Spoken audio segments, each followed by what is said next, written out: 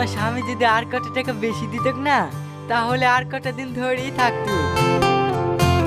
আব্বা চলে এসো, বসো। না রে বুড়ি, আজ আর বসবো না। তোর মা বাড়িতে একা আছে, অন্য দিন এসে বসবো।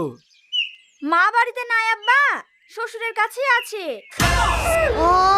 শ্বশুরের কাছে আছে মানে?